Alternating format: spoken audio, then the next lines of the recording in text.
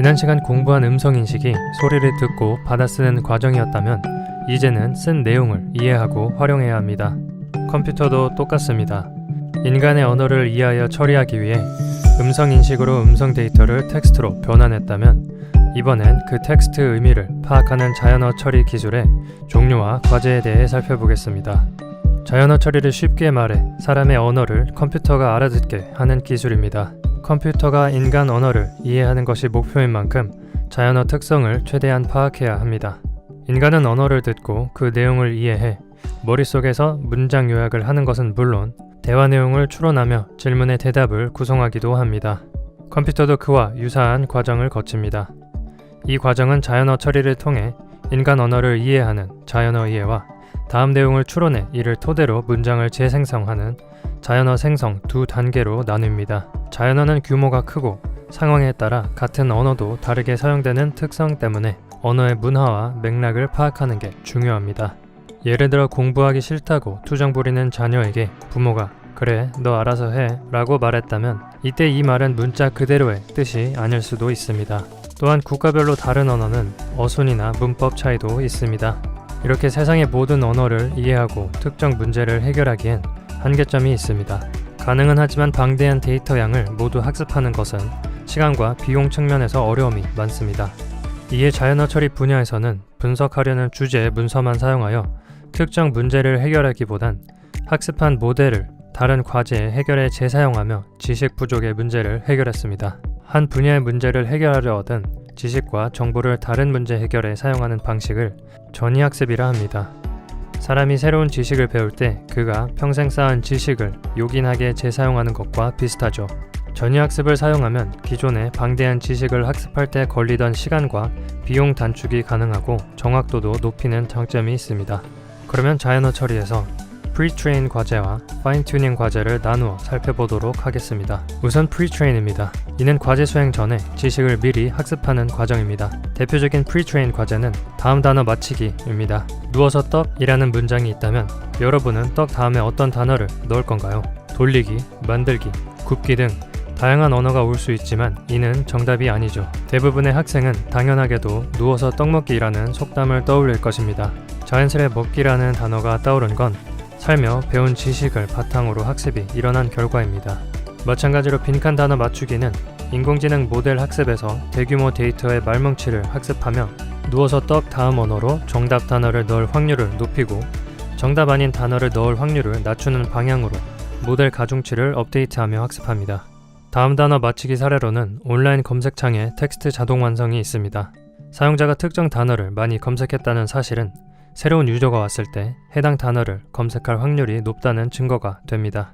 빈칸을 중간에 뚫어서 앞뒤 단어를 통해 중간 단어를 추론할 수도 있습니다. 빈칸에 밥, 빵, 떡, 다양한 단어가 올 수 있지만 우리는 떡이 나와야 한다는 사실을 압니다. 이렇게 문장에서 빈칸을 만들고 해당 위치에 들어갈 단어를 맞히는 학습 과정은 컴퓨터가 자연어의 문화와 문맥을 파악하고 이해하는 것입니다. 우리가 모델에게 언어의 문화와 문맥을 학습시키는 근본적 이유는 전이학습의 최종 목표대로 실제 상황에서 필요한 과제를 해결하기 위함입니다. 이를 두고 파인튜닝이라 합니다. 파인튜닝은 프리트레인을 마친 모델을 해결하려는 목표 태스크에 맞게 수정 및 업데이트하는 기법입니다. 배운 지식을 활용해 실제 상황의 다양한 문제를 자연어 처리로 해결할 수 있습니다. 자연어 처리로 해결할 수 있는 문제는 크게 자연어 이해와 자연어 생성으로 이루어집니다. 가장 먼저 자연어 이해는 컴퓨터가 문맥과 의미를 이해하도록 하는 것입니다. 자연어 이해에는 문서 분류, 자연어 추론, 개체명 인식 및 품사 태깅, 텍스트 요약 등이 있습니다. 문장을 이해하는 첫 걸음은 각 품사를 파악하는 것입니다. 고양이는 밥을 먹는다. 위 문장의 의미를 이해하려면 구문 관계를 파악해야 합니다. 문장의 주어는 고양이, 목적어는 밥, 먹는다는 서술어입니다. 이렇게 문장 구조를 파악해 문장 내 각 단어의 역할을 파악하는 것이 자연어 이해의 근간입니다. 문장 구조 파악 후엔 그 의미, 언어라는 사회적 약속을 이해해야 합니다. 고양이가 어떤 동물을 의미하고 먹는다는 서술어가 어떤 행위를 지칭하는지 이해하는 일입니다. 컴퓨터가 문장을 이해하면 매우 다양한 과제를 수행할 수 있는데요. 첫 번째는 문서 분류입니다. 문서 분류는 입력받은 텍스트가 어떤 종류의 범주에 속하는지 구분하는 작업입니다. 문서 분류 모델의 인풋은 자연어이며 최종 아웃풋은 입력받은 자연어의 분류를 범주 확률값으로 반환한 값입니다. 이때 범주는 다양하게 정해집니다. 주제 분류는 위키피디아, 블로그, 소셜미디어, 리뷰 등 내용의 주제를 파악하여 분류하며 그 예시로 감성 분류가 있습니다. 감성 분류는 내용을 바탕으로 사람의 감정 상태 및 태도에 대한 변화, 의견, 선호의 긍정과 부정을 파악합니다. 두 번째는 자연어 추론입니다.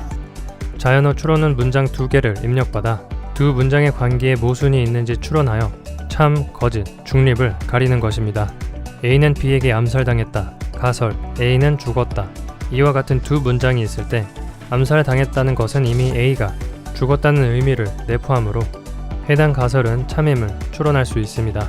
텍스트 요약은 긴 문서의 주요 핵심 내용만 간추려 여러 줄, 한 줄 혹은 몇 개의 단어로 압축 요약하는 것입니다. 자연어 처리를 통해 텍스트 정보를 효율적으로 활용하기 위해서 긴 문장을 짧은 문장 또는 단어 단위로 압축 요약할 수 있습니다. 우리가 지금까지 배운 문서 분류, 자연어 추론, 개체명 인식, 텍스트 요약은 자연어 이해, 즉 내용 의미를 파악하고 이해하기 위함이었다면 이제부터 배울 자연어 생성은 단어를 조합, 생성하여 사람이 이해할 수 있는 자연어로 출력하도록 하는 것입니다. 자연어 생성 전체의 과정은 다음 세 부분으로 나뉩니다. 전달의 정보를 나타내는 구조 구성, 무엇을 말할 것인가, 문장 순서를 정하기 위한 대화 구조 및 문장 규칙 적용, 실제 문장 생성을 위해 단어 정보 및 문장론 규칙 적용. 사람이 쓰는 문장으로 자연어 생성하기는 매우 어려운 일입니다. 그 예시를 하나 들면 언어 이해에서 어려움 중 하나는 대용어입니다. 사라는 배가 무진장 고팠다. 사라는 밥을 먹었다. 사라는 배가 불렀다. 일상 대화에서 중복되는 명사가 있을 경우에 우리는 그녀와 같은 대명사를 사용합니다. 그런데 위 문장은 사라라는 단어를 반복하고 대명사를 사용하지 않아서 매우 부자연스러운 문장이 되었습니다. 이미 언급된 사물을 가리키는 대명사를 사용하면 보다 자연스러운 문장을 얻을 수 있습니다. 컴퓨터는 자연어를 생성할 때 고유 명사를 사용할지 대명사를 사용할지 결정해야 합니다. 자연어 생성의 대표 과제로는 질의응답이 있습니다.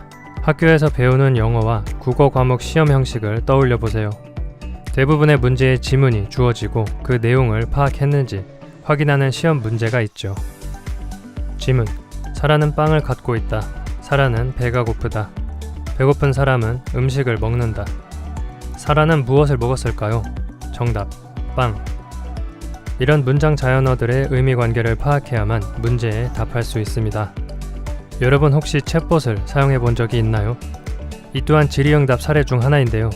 챗봇은 인간과 기술이 대화로 자연스럽게 상호작용하는 작업을 자동화한 것으로 인간이 질문한 내용 의도를 파악하여 컴퓨터가 적절한 답변을 생성해 출력합니다. 오늘은 음성인식 기술을 통해 인식한 소리를 문자로 변환하여 처리하는 자연어 처리 기술에 관해 알아보았습니다.